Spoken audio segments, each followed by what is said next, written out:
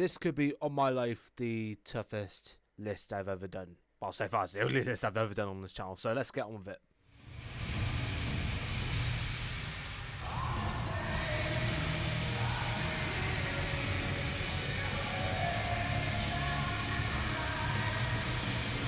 If you're new around here, don't forget to give me a subscribe, it's well worth. And don't forget to hit that bell icon to the right to keep you up to date with the good stuff.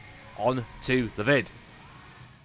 Squire95, welcome to my first ever tier list. I was supposed to be doing it on something else, but just didn't get round to it. But I am doing something on a much more relative figure in the YouTube community. He's basically my inspiration.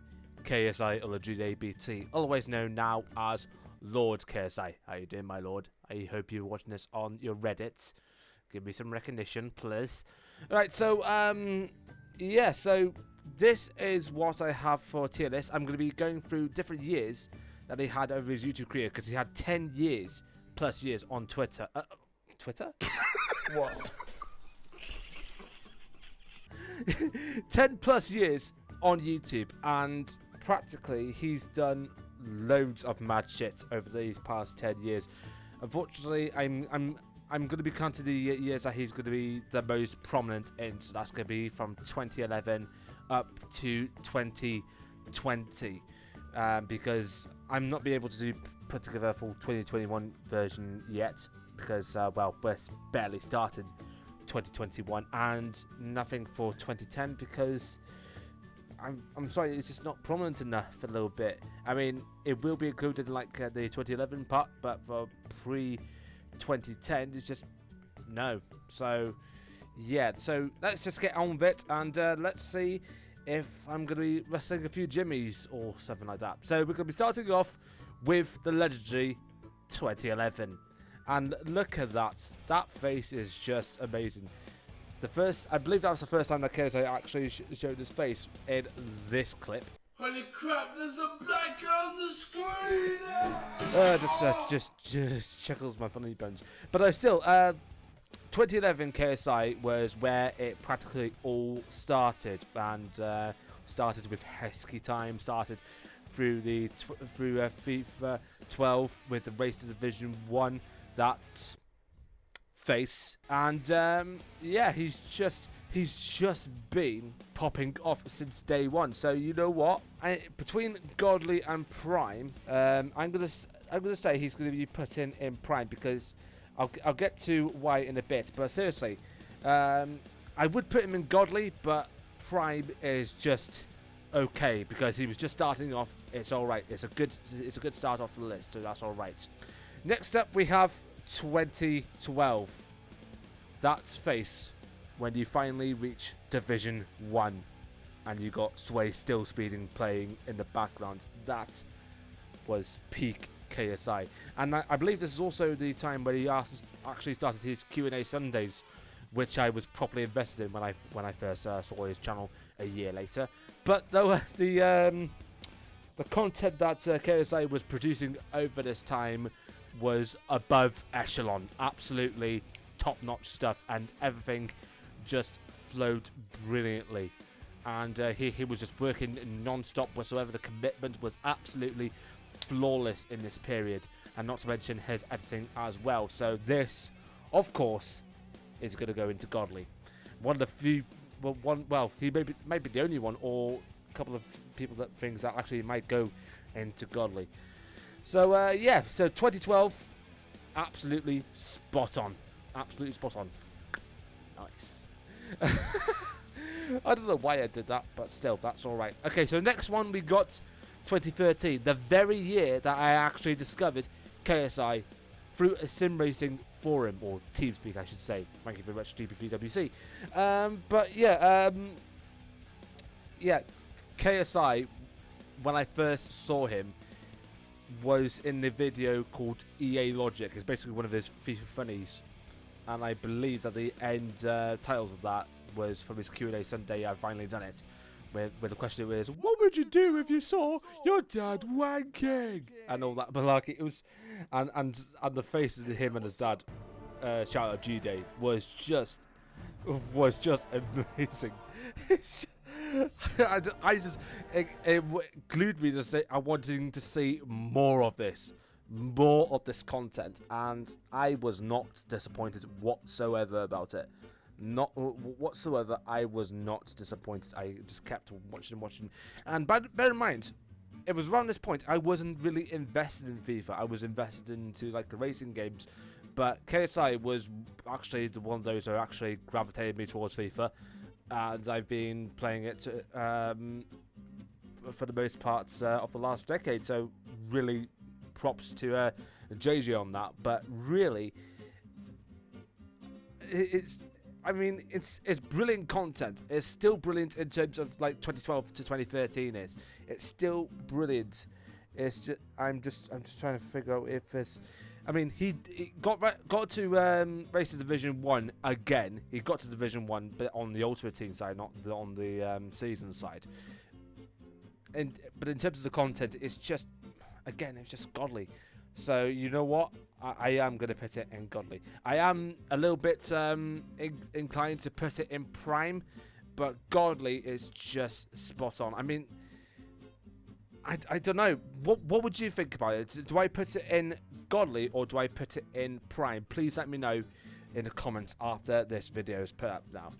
Okay, so 2014 was practically one of the last years that we actually properly saw the old KSI. And I bear in mind, this was also the time where the Sidemen started to pop off with Simon Miniminter, Josh Zerka, Vixon123, Bazinga, and Rotashaw Harry.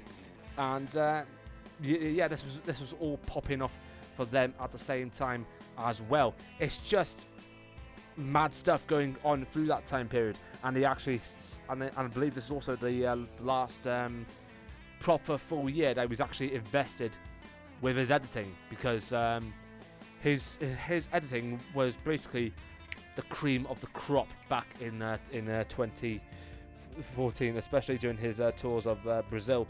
And also bearing in mind, this was basically the last proper full year that he actually done his pink slips, which he introduced earlier the year before, which included the conclusion of his FIFA rivalry with Bateson, and it was just spot on. It was perfect storytelling back in 2014, and the amount of and the sadness that he went through his loss stage, but actually managed to gravitate himself back up to winning, was just spectacular. But again, it's just one of those years where it felt like it was just not clicking on for a little bit. But you know what? It's always it started to degrade a bit, but in terms of content, it's still just out there. So you know what? It's going to be the second one to be put in prime, purely because it was just like that. There will be plenty more things that will be going in like prime and good and so on and so forth like that. But again, 2014 was just prime KSI. I'll tell you that much. Okay, next up is 2015 and the beginning of what practically has to be his music career. The beginning with Lamborghini, Keep Up, Kilimanjaro, all that malarkey, Smoke and Mirrors, all that brilliance.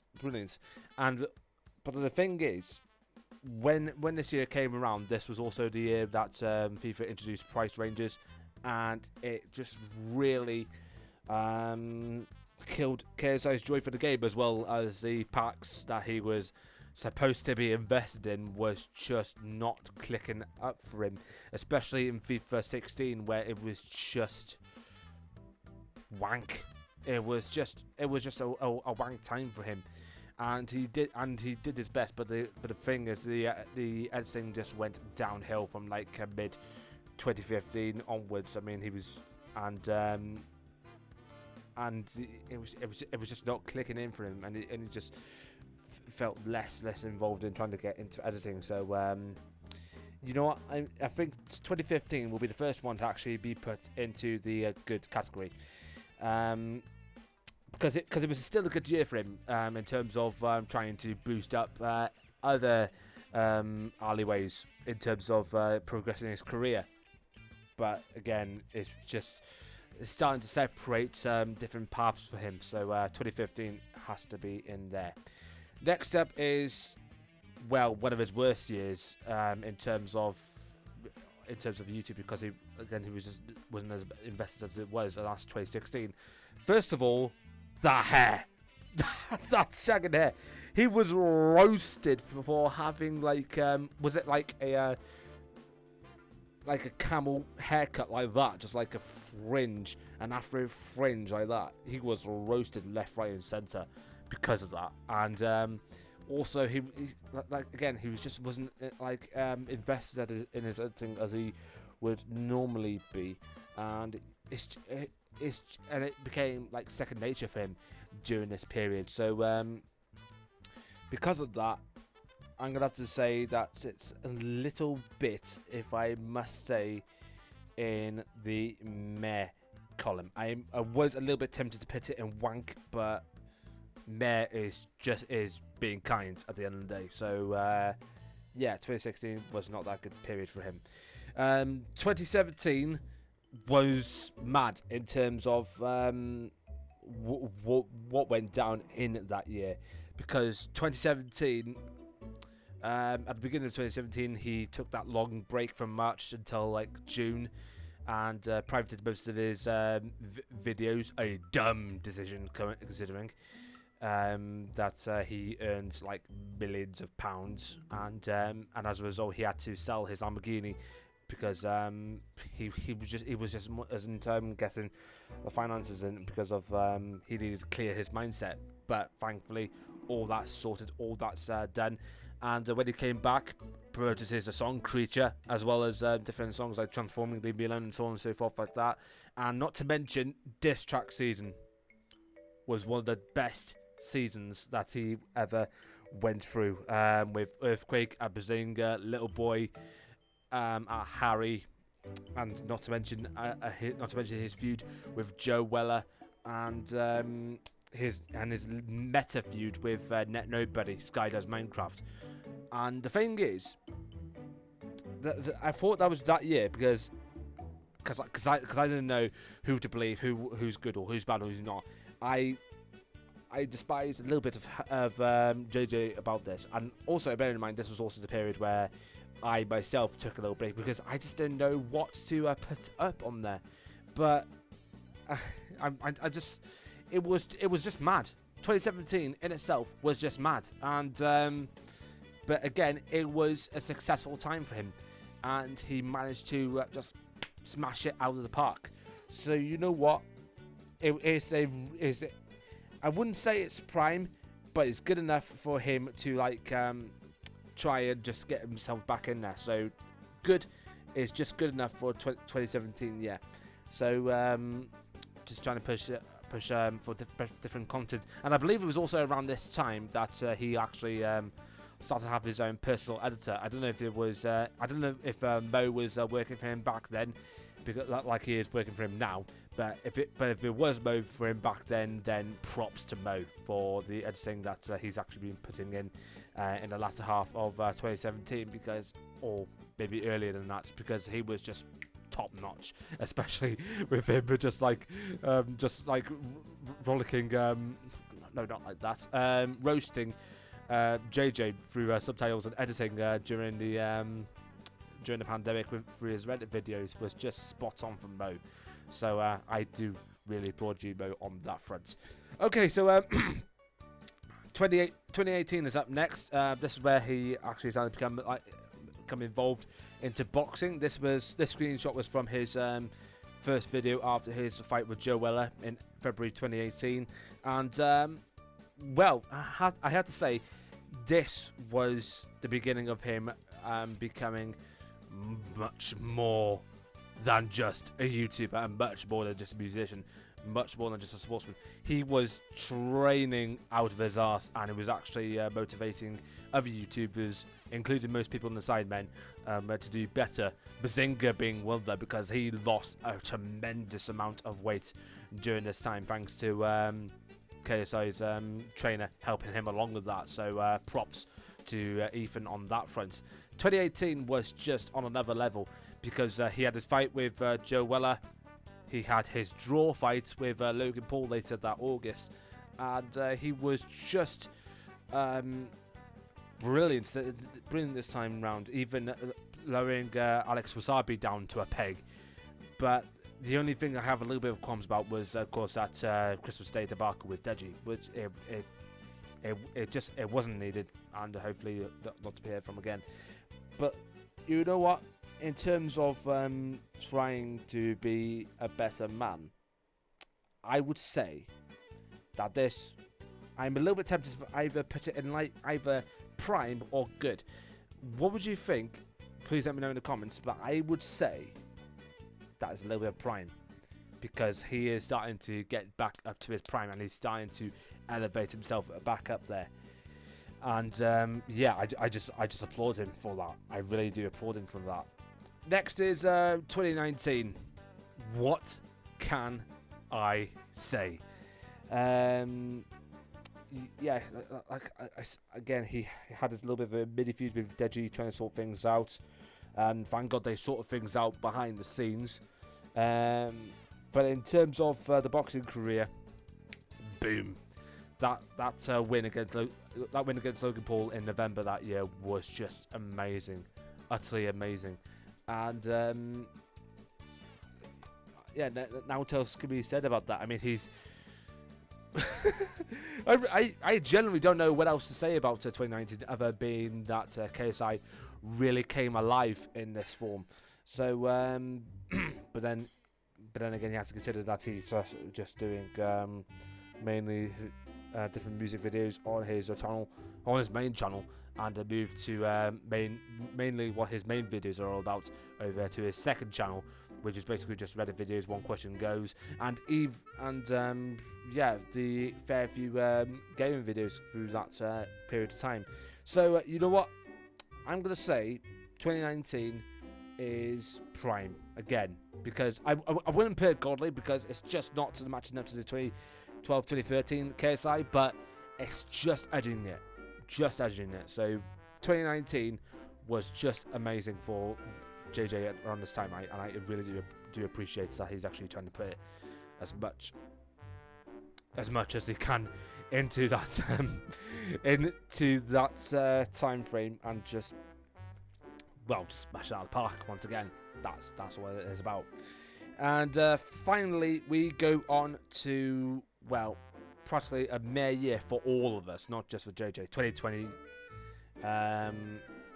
Yeah, less said about this year for all of us, the better. But in terms of content, JJ again has been smashing it out of the park and just really do his best.